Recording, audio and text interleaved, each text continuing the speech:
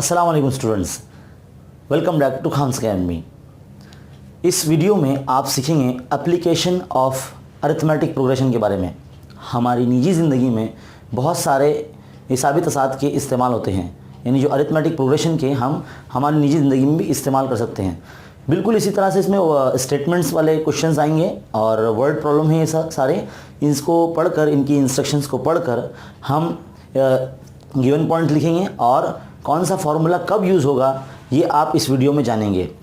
और इसलिए देखते रहिए इस वीडियो को पूरा। और शुरू करते हैं प्रैक्टिस सेट 3.4 क्वेश्चन नंबर 1। सो देखिए स्टूडेंट, क्वेश्चन नंबर 1 कुछ इस तरह से कहता है कि on 1 Jan 2016 Sanika decides to save ₹10 and 11 rupees on second day, 12 rupees on third day and so on. If she decides to save like this, अगर वो इसी तरह से सेव करते जाती हैं amount of money, then on 31st December 2016 what would be her total saving? तो बताइए कि 31 दिसंबर या जो 31 दिसंबर आएगा 2016 का, उसमें उसकी जो अमाउंट ऑफ यानी जमा पूंजी कितनी हो जाएगी। तो देखिए सबसे पहले तो मैं आपको बता दूं कि जो 2016 में जो साल था ये लीप ईयर था। नॉर्मली सारे मतलब हर साल में जो डेज़ होते हैं वो 365 डेज़ होते हैं, लेकिन उस साल 2016 में जो फेब होता है, फेब का महीना, उसमें 29 डेट आती है जो 4 साल में एक मरतबा आती है, वो लीप ईयर कहलाता है और 2016 वो लीप ईयर था। तो यहाँ पर हम टोटल उसकी जो सेविंग है 366 डेज़ की सेविंग पता करेंगे।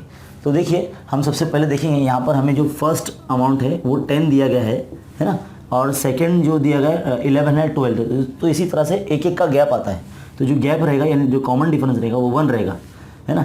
और वो लीप ईयर था इसलिए n = 366 आ जाएगा। तो इसी तरह से अगर हम इसमें जो फार्मूला लगेगा, जो हमारा अगर a है, d है और n दिया गया, तो हम Sn वाला जो सेकंड फार्मूला है, जो बड़ा वाला फार्मूला है, वो यूज़ करेंगे। Sn = n/2 2a + n-1 × d। देखिए मैंने यहाँ इस क्वेश्चन में आप इससे पहले ये सब गिवन पॉइंट लिखने से पहले आपको कुछ लिखना होगा, जो मैंने अभी लिखा नहीं है। यहाँ पर आपको लिखना होगा कि जो यहाँ पर दिया है कि सानिका, यहाँ पर उर्दू मीडियम की जो बुक्स है उसमें साइमा का नाम दिया गया है और यहाँ पर सानिका दिया गया है। तो आप इस तरह से लिखेंगे कि भाई Sanika first day 10 rupees save करती है और सेकंड डे 11 रुपीज़ सेव करती है and third day 12 rupees save करती है। देयरफॉर d = इस तरह से 1 लिखेंगे आप। देन फिर जो फर्स्ट डे रहेगा तो उसका जो हमारा T1 रहेगा, और ये जो दिए गए टर्म्स है, ये जो सीक्वेंस है, ये AP है, अरिथमेटिक प्रोग्रेशन है, हिसाबी तसाद है, इसलिए a बराबर यहाँ पर हमारा 10 दिया रहेगा। और वो लीप ईयर साल था, है ना, तो हम ऐसा वो भी मेंशन करके बताएंगे कि 31 दिसंबर 2016 it was a leap year, और ये जो लीप ईयर था इसके अंदर इसलिए n = 36 डेज आ जाएंगे टोटल पूरे साल में। फिर हम यहाँ पर फॉर्मूला लगाएंगे, तो वो आपको लिखना होगा, मैंने यहाँ लिखा नहीं है ना। तो देखिए यहाँ पर n की जगह पे अभी आप क्या रखेंगे, 366 रखेंगे इक्वल टू n की जगह पे आप 366/2 2 × a का वैल्यू है हमारे पास 10 प्लस n की यहाँ पे 366 - 1, d का जो वैल्यू है 1, है ना। ये हमने पुट कर दिया वैल्यू। इसको क्या सॉल्व कर लेते हैं। 2 1 = 2, 2 1 = 2, 2 8 = 16, 2 3 = 6, तो 183 आ गया ये, इंटू 2 10 = 20 प्लस ये कितना जाएगा 365, और 365 का 1 से मल्टीप्लाई होगा तो 365 ही होगा। तो 183 इंटू अगर 20 इसमें प्लस जाएगा तो ये 385 हो जाएगा। तो इस तरह से 385 का जो मल्टीप्लिकेशन होगा 183 से, तो आपका आंसर आ जाएगा 70,455 आपका आंसर आ जाएगा। तो ये जो इस तरह से जो सानिका की जो साल भर जो सेविंग हुई वो 70,455 रुपये हुई है। ये आपको एक लाइन लिखना होगा नीचे इस तरह से कि भाई जो साइमा है उनकी जो साल भर की जो इनकम हुई है वो 70,455 रुपये हुई है ना। और बढ़ते हैं नेक्स्ट क्वेश्चन की तरफ, क्वेश्चन नंबर 2। तो कितना है यहाँ पर एक क्वेश्चन नंबर 2 में क्या बोला है कि a man borrows 8,000 rupees agree to pay repay with a total interest of rupees 1,360। एक आदमी है, उसने 8,000 रुपये का कर्ज लिया है। पहले हम लिख देते हैं, क्वेश्चन नंबर 2 है ये हमारे। 8,000 रुपये कर्ज लिया है उसने, और सूद कितना देने वाला है उसमें? 1,360 रुपये सूद भी देने वाले हैं। तो टोटल अमाउंट कितना हो जाएगा इसका? 9,360 रुपये, है ना। यानी इतना अमाउंट उसको देना पड़ेगा। और क्या कहा उसने? इन 12 मंथली इंस्टॉलमेंट। तो मंथली इंस्टॉलमेंट कितने? 12 मतलब 12 महीने देना। तो n इक्वल टू हमारा क्या हो जाएगा? 12 हो जाएगा, है ना। अब क्या बोला गया है? Each instalment being less than the preceding by 40 rupees. यानी जो उसकी हर इंस्टॉलमेंट होगी पिछली इंस्टॉलमेंट से 40 रुपये कम होगी। तो जो डी होगा ना, उसमें -40 का फर्क आएगा। तो डी का वैल्यू -40 दे दिया हमने। और क्या दिया है? Find the amount of the first and last instalment. तो फर्स्ट यानी ए मालूम करना है, और लास्ट इंस्टॉलमेंट यानी टी एन मालूम करना है हमें। तो इस तरह से ये गिवन पॉइंट्स हमारा यहाँ पर हो गया क्वेश्चन नंबर 2 में।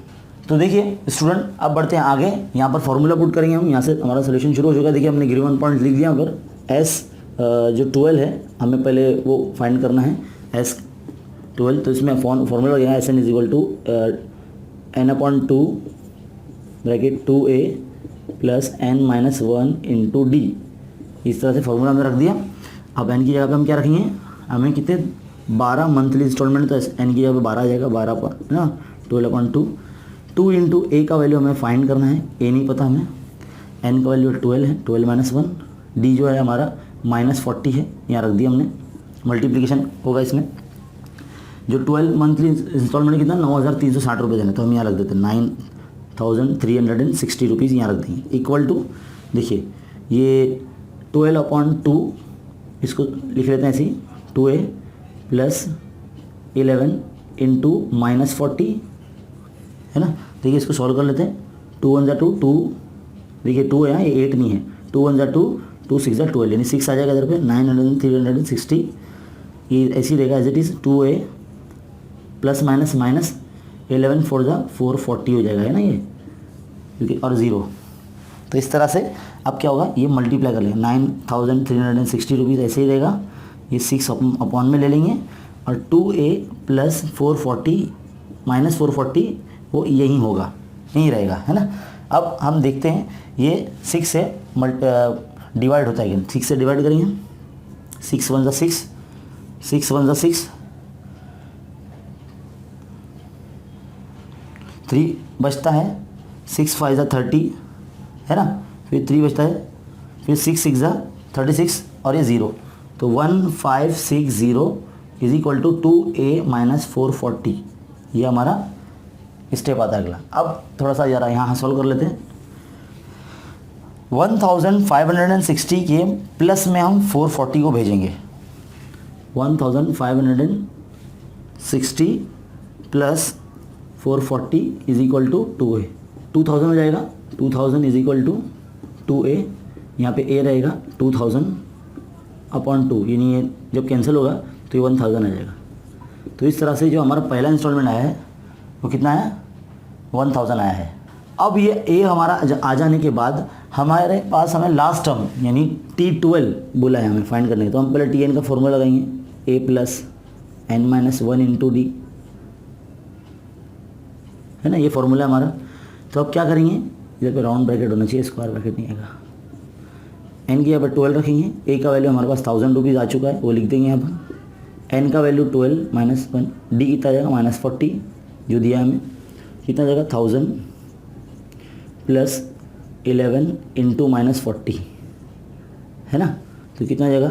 1000 प्लस माइनस 11 से 40 मल्टीप्लाई होगा तो 440 हो जाएगा ये। तो हाँ, 1000 में से 440 जब माइनस होगा तो क्या आएगा आंसर? 560 रुपीज़ आ जाएगा। यानी जो लास्ट इंस्टॉलमेंट थी उस आदमी की वो थी 560 रुपीज़, और जो फर्स्ट इंस्टॉलमेंट थी वो 1000 रुपीज़ थी। इस तरह से उम्मीद करता हूँ कि आपको ये 2 क्वेश्चंस बड़े ही अच्छे तरीके से समझ में आए होंगे। बढ़ते हैं आगे नेक्स्ट क्वेश्चन की तरफ। Question number 3। Question number 3, Sachin invested in a national saving certificate scheme एक NSC प्रोग्राम है जिसमें सचिन ने अपने पैसे सेव किए हैं। इन the first year he invested 5,000 rupees. जैसे ही हमें ऐसा लिखा हुआ मिल जाए टेक्स्ट बुक में क्वेश्चन में, तो हमें पहले लिख देना चाहिए कि जो फर्स्ट अमाउंट दिया ना, ये हमें समझ जाना चाहिए कि ये हमारा ए है। क्या है? ए है। तो ए हमें कितना दिया है? 5,000 रुपीज़, है ना। इस तरह से आपको गिवन पॉइंट लिखने पर हाफ मार्क्स मिलते हैं बोर्ड एग्ज़ाम में। और इन सेकेंड ईयर में 7,000 और थर्ड ईयर में 9,000, यानी यहाँ पर 2,000 का गैप आ रहा है। तो यानी हमारा जो डी हो जाएगा वो क्या हो जाएगा? 2,000 रुपीज़ हो जाएगा। तो यहाँ 2,000 लिख दीजिए ऐसे। अब आगे पढ़ते हैं एंड सो ऑन, और इस तरह से वो सेव करते रहता है। Find the total amount that he invested in 12 years. तो नंबर ऑफ़ ईयर्स कितना, यानी n = 12 दिया है, यानी 12 साल में कितनी सेविंग हो जाएगी उसकी, तो हमें पता लगाना है। तो हम वही फॉर्मूला लगाएंगे हमारा SN वाला, सम के लिए जो यूज़ होता है SN = n/2 bracket 2a + n-1 × d। ये हमारा फॉर्मूला है। इसमें हम जो a का वैल्यू है वहाँ पर 5,000 रख देंगे, n का वैल्यू है 12, तो S12, क्योंकि 12 सेविंग 12 से 12 साल का है इसमें सेविंग सर्टिफिकेट, इसलिए 12 रखेंगे n की जगह पे, 12/2। a की जगह पे हम 5,000 रखेंगे, क्योंकि पहले हमारी जो पहले साल में उन्होंने 5,000 जमा किया था सचिन ने, तो 5,000 रख देंगे। n की जगह पे फिर 12 - 1, और जो हमारा गैप था, यानी हर साल 2-2 हज़ार एक्स्ट्रा भरते हैं, वो ज़्यादा भरते हैं, तो 2,000 आ जाएगा डी की जगह पे, जो गैप है हमारा लिख दिए इस तरह से। तो देखिए इससे आप ये कैंसिल हो जाएगा, 2 × 1 = 2, 2 × 6 = 12, यानी 6 आ जाएगा यहाँ पर, और ये 2 × 5 = 10, यानी 10,000 आ जाएगा यहाँ पर। 5,000 का दूना 10,000 हो जाता है, प्लस ये 11 हो जाएगा, 11 × 2,000, है ना। तो क्या हो जाएगा? ये 6 ब्रैकेट 10,000 प्लस ये कितना है? 11 दूनी 22,000 हो जाएगा ये, है ना। ये 22,000 हो गया। अगर हम 10,000 और 22,000 में ले लेंगे तो ये 32,000 हो जाएगा, है ना। 32,000 को अगर 6 से हम मल्टीप्लाई करते हैं तो कितना आ जाएगा हमारा आंसर? 19200, यानी 1,92,000 रुपये उनकी जो साल भर की 12 साल की जो सेविंग हो जाएगी। इस तरह से सचिन ने पूरे साल में 1,92,000 सेव किए। तो ये था क्वेश्चन नंबर 3।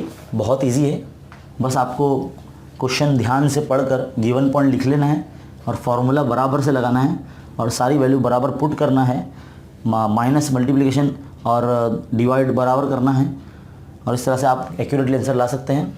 बढ़ते हैं क्वेश्चन नंबर 4 की तरफ। क्वेश्चन नंबर 4 कुछ इस तरह से है। देखिए question number 4, there is an auditorium, एक ऑडिटोरियम है, 27 रो ऑफ अ सीट, उसमें 27 कतारें हैं सीट्स की, नशिस्तों की। There are 20 seats in the first row, पहली रो में जो है वो करीबन 20 सीट्स हैं, 20 कुर्सियां हैं, 20 नशिस्तें हैं, बैठने की जगह है। 22 सीट्स इन सेकेंड रो, और दूसरी इसमें 2 ज़्यादा है, and 24 seat in the third row. तो 2-2 का गैप बढ़ रहा है यहाँ पे। जो फर्स्ट नंबर जो दिया है हमारे, जो फर्स्ट रो में जो हमारे नंबर ऑफ चेयर्स हैं वो कितनी है? 20 है ना, 20 है, और 2-2 का गैप आ रहा है, यानी D = 2 आ जाएगा, है ना। फिर इसके बाद seats in third row and so on. Find the number of seats in 12th row. अच्छा, 12th रो में हमें कितनी सीट्स है वो पता लगानी है, and also find how many total seats are there in auditorium, और पूरी ऑडिटोरियम में कितनी सीट्स है वो मालूम करना है। तो देखिए ये जो है ना हमें AP की शक्ल में दिया गया है, जो सीक्वेंस दिया है, पहली लाइन में 20 चेयर्स हैं, सेकेंड में 22 एंड 24, इस तरह से ये AP है सीक्वेंस जो दिया है। तो इसमें 15th टर्म जो समझ लो हमको मालूम करना है जो क्या होगी, और नंबर ऑफ समझ लो अगर ऑडिटोरियम पहले n फाइंड हो जाए हमारे पास कि कितने इसमें रोज़ है, तो 27 रोज़ है ना, इसलिए S27 हमें फाइंड करना है, समझ लो। तो ये था हमारा गिवन पॉइंट। अगर एग्ज़ाम में कभी ऐसा होता है कि अगर आप कोई चीज़ भूल जाते हो, आपको समझ में नहीं आ रहा कैसे करना है, तो आप गिवन पॉइंट लिख देंगे तो आपको आधे मार्क्स मिल जाएंगे। लेकिन हम चाहते हैं कि आप अच्छे से अच्छा पेपर सॉल्व करें और अच्छे से अच्छे तरीके से क्लियर कट एकदम सफाई से लिख कर आप जो एग्जामिनर है उसे सेटिस्फाइड करे और आप अच्छे मार्क्स हासिल करें। तो देखिए यहाँ पर हम सबसे पहले TN का फॉर्मूला लगाएंगे, क्योंकि हमें 15th रो में कितनी सीट्स हैं वो पता करनी है। तो TN is equal to A plus N minus 1 into d. तो N की जगह पे पहले हम 15 रख देंगे, इक्वल टू A जो है हमारा 20 प्लस 15 माइनस 1, D जो है 2, कितना जाएगा 20 प्लस 15 माइनस 1 यानी 14 हो जाएगा इंटू 2। तो 20 प्लस 14 टू ज़ा 28, तो ये टोटल कितना जाएगा 48 हो जाएगा। यानी 15th रो में ना 48 चेयर्स है, यानी बैठने के लिए जो नशिस्त हैं, कुर्सियाँ हैं, वो 48 हैं। अब हमें पता लगाना है कि पूरे ऑडिटोरियम में 27 रोज़ है। हमें यहाँ दिया गया है क्वेश्चन में कि there is an auditorium with 27 row of seats, यानी 27 रोज़ है उसमें अंदर सीट्स के। देखिए ये वाला फॉर्मूला लगाते हैं, S27, पहले S27 नहीं लिखेंगे, SN का फॉर्मूला लगाएंगे। SN is equal to N upon 2 bracket 2A plus N minus 1 into D. इस तरह से हमने रख लिया। N की यहाँ पर 27 रखने वाले हम, 27 रख देते हैं यहाँ पर। 2 इंटू A का वैल्यू क्या है हमारे पास 20 है, प्लस 27 माइनस 1, D जो है हमारे पास 2 है। देखिए हमने वैल्यू रख दिया। अब 27 अपॉन 2 इंटू 2 टू द 4 यानी 40 हो जाएगा, प्लस 26 इंटू 2 है ना, क्या हो जाएगा ये 27 upon 2 40 plus 2 6 12, 2 to the 4 and 5 52 आ जाएगा। अब इसे हम ऐड कर लेते हैं, 27 अपॉन 2 ये एज इट इज चलता रहेगा, 40 प्लस 52 ये हो जाएगा 92, कितना जाएगा 92। अब हम 2 से इसे डिवाइड करेंगे, 2 1 ज़ा 2, 2 4 ज़ा 8, एक बचेगा, 2 6 ज़ा 12, यहाँ लिख लेते हैं 27 इंटू 46। तो इसका मल्टीप्लाई करने के बाद 1242 हमें आंसर मिल जाएगा। यानी पूरे ऑडिटोरियम में कुछ इस तरह से 1242 सीट्स उस वक्त आपको मिलेगी। तो देखिए बहुत ही सिंपल क्वेश्चन था, बहुत ही ईजी था और बिल्कुल भी इसमें कोई डिफ़िकल्टी नहीं है। आप बहुत ही आराम से बहुत ही ईजीली कर लेंगे। ये थे 2 क्वेश्चन नंबर 3 और क्वेश्चन नंबर 4, बहुत इंपॉर्टेंट है। इसे आप देखिए, लिखिए, बार बार रिपीट करके देख सकते हैं आप इसको। और बढ़ते हैं नेक्स्ट क्वेश्चन की तरफ, क्वेश्चन नंबर 5। क्वेश्चन नंबर 5 देखिए, क्वेश्चन दिखने में बहुत बड़ा है लेकिन है बिल्कुल इजी। देखिए पढ़ता हूँ मैं। Kargil's temperature was recorded in a week from Monday to Saturday. Kargil एक जगह है जहाँ पर वहाँ का टेम्परेचर पीर से लेके शनिचर तक का दिया गया है ना। ऑल रिकॉर्डिंग वर इन AP, और जितने भी टेम्परेचर है ये सब AP में है, अरिथमेटिक प्रोग्रेशन में, हिसाबी तसाद में है। The sum of temperature of Monday and Saturday was 5 degree centigrade. Monday और सैटरडे का जो टेम्परेचर है वो 5 डिग्री सेंटीग्रेड है। Then sum of the temperature of Tuesday and Saturday, यानी 5 डिग्री मोर है वो, किससे, कौन से टेम्परेचर से, ट्यूसडे और सैटरडे के सम से।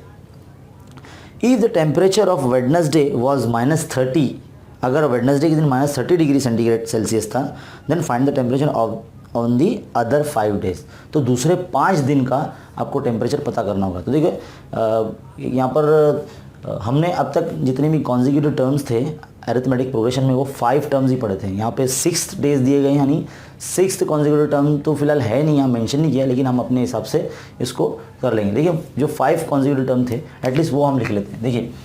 देखिए हमें पता है 5 कॉन्जिक्यूटिव टर्म्स क्या होते हैं। A होता है, A प्लस डी होता है ना, या और A माइनस डी होता है, और ये 3 तो हो गए। नंबर A प्लस 2D हो जाएगा ये, और ये हो जाएगा A plus A minus 2D हो जाएगा। 1 2 3 4 5 दिन का हो गया।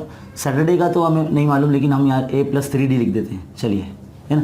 मान लीजिए ये जो होता है ये मंडे का हो जाएगा, ये ट्यूसडे का हो जाएगा टेम्परेचर, ये वेडनेसडे का हो जाएगा, और ये थर्सडे का हो जाएगा यानी जुमेरात का, और ये फ्राइडे का हो जाएगा, और ये सैटरडे का हो जाएगा। तो ये टेम्परेचर समझ लीजिए हमने सपोज किया है। Suppose the temperature of a Monday to Saturday is A minus 2D, A minus D, A plus D, A plus 2D और A प्लस 3D। ये हम सबसे पहले सपोज कर लेंगे, और इसमें जो A है वो फर्स्ट टर्म है और D है जो वो कॉमन डिफरेंस है। पहले आपको ये लिखना होगा, देन फिर आप ये लिखेंगे, है ना। फिर उसके बाद हम कंडीशन पढ़ेंगे। कंडीशन क्या है, all readings are where in AP, the sum of temperature of Monday and Saturday. तो मंडे ये है और सैटरडे ये है, दोनों का सम क्या है, A - 2D plus A + 3D is equal to क्या बोला है, 5 डिग्री मोर, 5 डिग्री मोर यानी प्लस करना है किसमें, सम ऑफ टेम्परेचर ट्यूसडे और सैटरडे का। तो ट्यूसडे और सैटरडे यानी ये, यानी A - D और A + 3D यानी ये सैटरडे है। तो ट्यूसडे और सैटरडे हमने डाल दिया इसमें।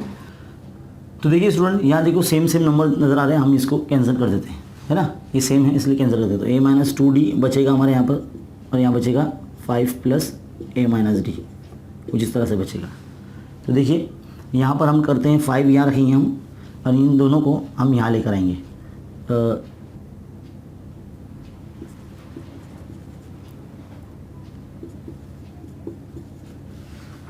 देखिए A प्लस में था, यहाँ कर माइनस हो गया, D माइनस में था, यहाँ कर प्लस हो गया। तो कितना हो जाएगा ये A + A माइनस से कैंसिल हो जाएगा, और ये 2D + D = 5। तो ये कितना हो जाएगा, D = 5। यानी हमारा जो कॉमन डिफरेंस है टेम्परेचर में वो 5 डिग्री का आ रहा है।